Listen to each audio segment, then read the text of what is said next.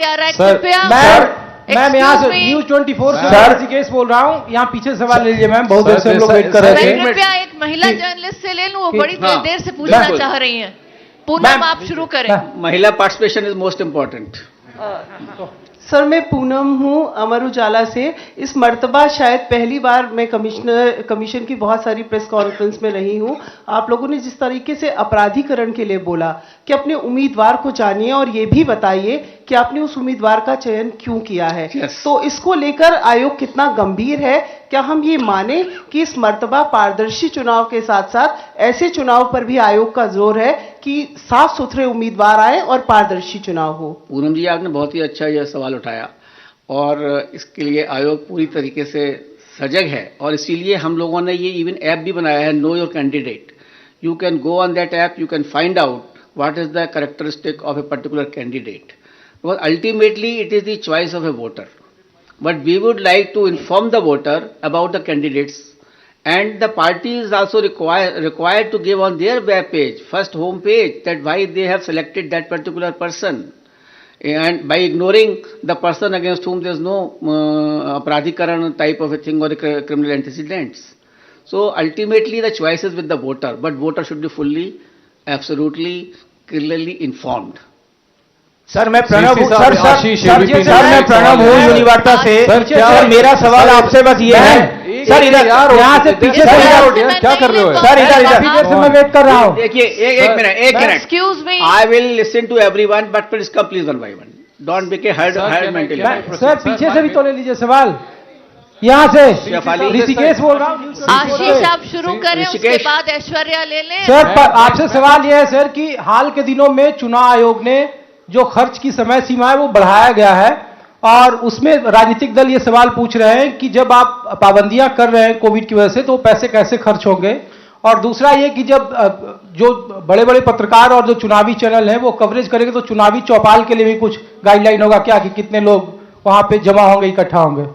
देखिए, चुनाव की सीमा जो बढ़ाई गई है, खर्च की सीमा जो बढ़ाई गई है, वो कई कंसिडरेशन के साथ बढ़ाई गई है। एक तो 2014 में लास्ट लिमिट फिक्स की गई थी, तो हम लोगों ने देखा कि कितना कॉस्ट इन्फ्लेशन इंडेक्स हुआ है और कितने वोटर्स बढ़े हुए हैं, और इस समय कैसे जो वीडियो कॉन्फ्रेंसिंग के थ्रू, डिजिटल मीडिया के थ्रू जो इस तरह से जो कंपेनिंग की जाएगी और जो नए तरीके अपनाए जाएंगे for this particular purposes, therefore we have increase this particular expenditure limit, and I am sure that with this expenditure limit the persons will go more for virtual rallies, they will go for more for virtual communication, they will go more for virtual campaigning methods.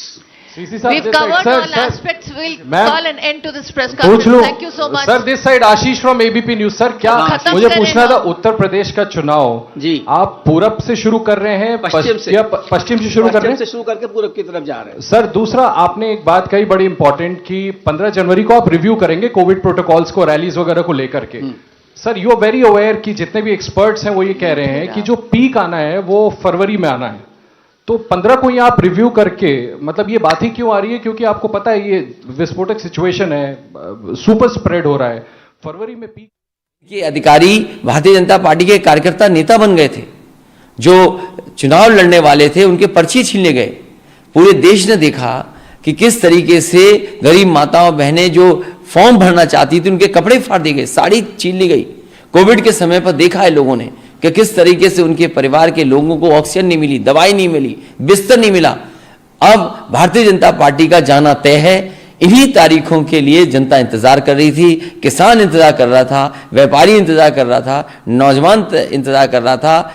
10 मार्च के बाद उत्तर प्रदेश से Bharatiya Janata party का सफाया होगा। तो चुनाव के शुरू होने में लगभग सिर्फ 1 महीने का वक्त बचा है, लेकिन उस समय कोविड आ गया है, जिसके चलते 15 जनवरी तक सभी तरह की रैलियों पे पाबंदी लगा दी गई। खाली 5 लोग डोर टू डोर कैंपेन करेंगे।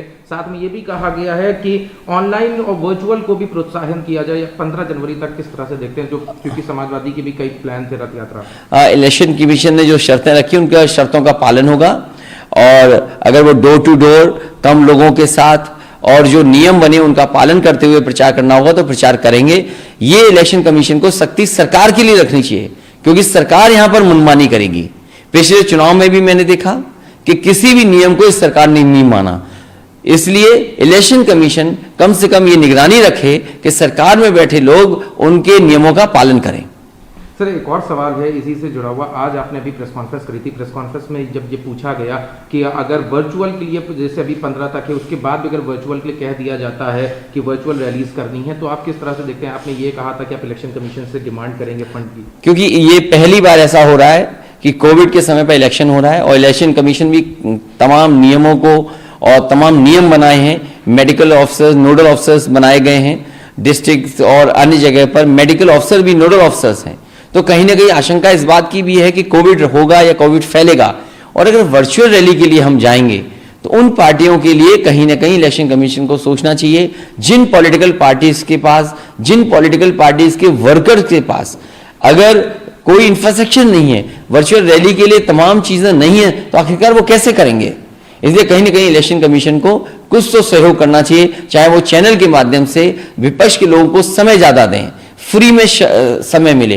ये अगर इलेक्शन कमीशन चिन्हित करता है, निश्चित करता है, तो वर्चुअल रैली या वर्चुअल कार्यक्रम या पॉलिटिकल पार्टीज अपनी बात जनता तक पहुंचाने चाहेंगे तो ये कामयाब रहेंगे। सर लेकिन ऐसा क्यों किया जाए? क्योंकि वर्चुअल का सहारा अगर बीजेपी भी लेगी, सारी पार्टीज लेगी, तो बाकी लोगों के लिए सॉफ्ट कॉर्नर क्यों उनको फंड की जरूरत पड़ेगी? मैं ये चाहता हूं कि सभी पार्टियों को मौका मिले और इलेक्शन कमीशन ये कहे कि लोकतंत्र को मजबूत बनाना है तो सभी पॉलिटिकल पार्टीज के लिए बराबर से देखना चाहिए। मतलब बीजेपी पहले से इसमें मजबूत है? बीजेपी के पास पहले से बहुत इंफ्रास्ट्रक्चर है, वो सरकार में है, इलेक्शन बॉन्ड भी सबसे ज्यादा नहीं मिलते हैं, अगर खर्चा करने में सबसे आगे कोई है तो वो भारतीय जनता पार्टी है। इस तरह के इंफ्रास्ट्रक्चर में जो वर्चुअल रैलीज हैं, कार्यक्रम करने में हम लोगों ने तो देखा है कि किस तरीके से एड दिए गए हैं, सरकारी पैसे खर्च किए गए हैं, क्योंकि कल ऑबलाइज किया गया है चैनल, आज भी ऑबलाइज होंगे। इसलिए पॉलिटिकल पार्टीज जो विपक्ष में हैं उनको भी कहीं ना कहीं जगह मिलनी चाहिए, स्पेस मिलना चाहिए। अगर स्पेस नहीं मिलता है तो शायद वो पॉलिटिकल पार्टीज वो संसाधन नहीं जुटा पाएंगी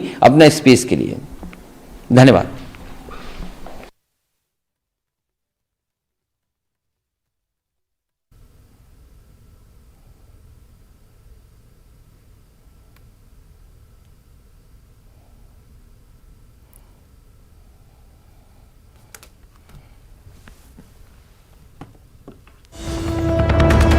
तो नाज़रीन, बेहद अहम खबर लगातार हम आपको दे रहे हैं। उत्तर प्रदेश में 7 मरहलों में इंतखाबात होना है।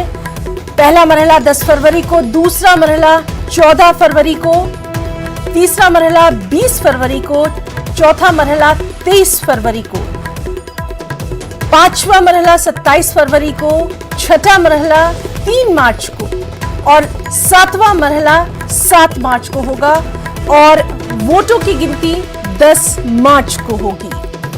तो दिल्ली के विज्ञान भवन में ईसी की प्रेस कॉन्फ्रेंस, सुशील चंद्र ने कोरोना के इस दौर में इलेक्शन का इनेकाद करना कितना बड़ा चैलेंज है, इससे अभी उन्होंने रूबरू करवाया। कई अहम बातें इस कॉन्फ्रेंस में की गई, कई अहम तारीखों का ऐलान किया गया। उत्तर प्रदेश के ऊपर सभी की नजरें थीं, खासतौर पर यूपी में चुनाव करवाना कितना बड़ा चैलेंज है, ये बार बार यहां पर कहा गया।